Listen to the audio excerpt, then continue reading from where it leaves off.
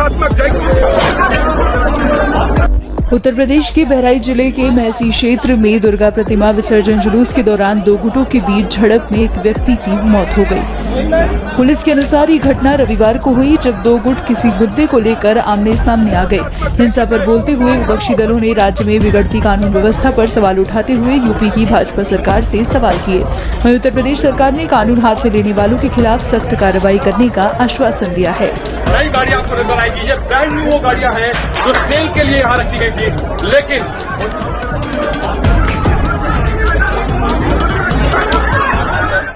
बहराइच में जो कल हुआ, अभी तो रामनवमी में सारे हिंदू मुसलमान मिलकर उसको सेलिब्रेट कर रहे थे।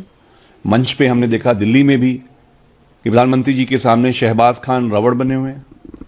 उत्तर प्रदेश में भी ऐसे ही होता है, हमारी संस्कृति यही है। लेकिन विसर्जन के दिन जो इसकी हाईजैकिंग होती है दंगाइयों के जरिए, उसका एक फॉर्मेट है। आप किसी मस्जिद पे चढ़ेंगे, आप किसी मजहबी मुसलमानों की इमारत पे चढ़ेंगे, आप झंडे उतारेंगे, आप उकसाएंगे, आप डीजे लगा के मुसलमानों की मां बहन की गालियां देंगे, मुल्ले काटे जाएंगे, मुल्ले पाकिस्तान जाएंगे। इसके लिए सीधे तरीके से जिम्मेदार तो शासन प्रशासन है, एसओ नहीं है, सिर्फ कोतवाल नहीं है। ये पूरी जिम्मेदारी कप्तान की है कि उसने कैसे प्लानिंग करी है। बेशक जिसको गोली लगी जिस युवा को, वो नहीं होना चाहिए था, वो अप्रिय घटना है। और जो दोषी है उसके खिलाफ कड़ी से कड़ी कार्रवाई कानून के दायरे में हम भी कहेंगे कि होनी चाहिए। लेकिन इस नाम पे हम जानते हैं आप जो करने वाले हैं बहराइच में। देखिए, बहराइच में एक बहुत इंटरेस्टिंग बात हुई। जब भेड़िया आया, उसके डर से सर्व समाज एक हो गया था। क्या हिंदू, क्या मुसलमान, क्या दलित, क्या पिछड़ा, क्या ठाकुर, क्या ब्राह्मण। ये जो एकता थी लखनऊ के लोगों को पसंद नहीं आई। अब ये हुआ कि भेड़िए के खिलाफ जो एकता बनी है, उस एकता को तोड़ा कैसे जाए। ये एकता भी अच्छी नहीं लगती कि रामनवमी में हिंदू मुसलमान पात एक मंच पे कैसे हैं। तो उस पूरी एकता को तोड़ने के लिए ये प्लांटेड रॉइट है कि कुछ फ्रिंज ग्रुप जाएंगे, मुसलमानों को उकसाएंगे, उनको सड़क पर लाएंगे, उनकी मस्जिदों को आप तोड़ेंगे, शहीद करेंगे, आप उनकी मां बहन को गालियां देंगे, फिर उधर से कोई अप्रिय घटना होगी और फिर शासन प्रशासन कहेगा अब हम निपटेंगे। ताकि जो बुनियादी सवाल है लॉ एंड ऑर्डर पे, उस पर कोई बात ना हो।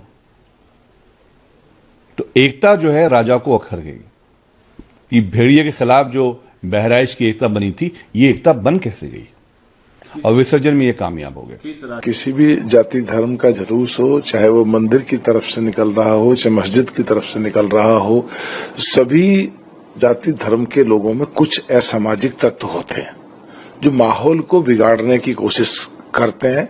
तो इस तरह के लोगों पे सरकार बहुत संवेदनशील है और ध्यान रख के बिल्कुल स्पेसिफिकली कौन है वो असामाजिक तत्व, उसकी जांच करके उसके खिलाफ सख्त कानूनी कार्रवाई की जाएगी।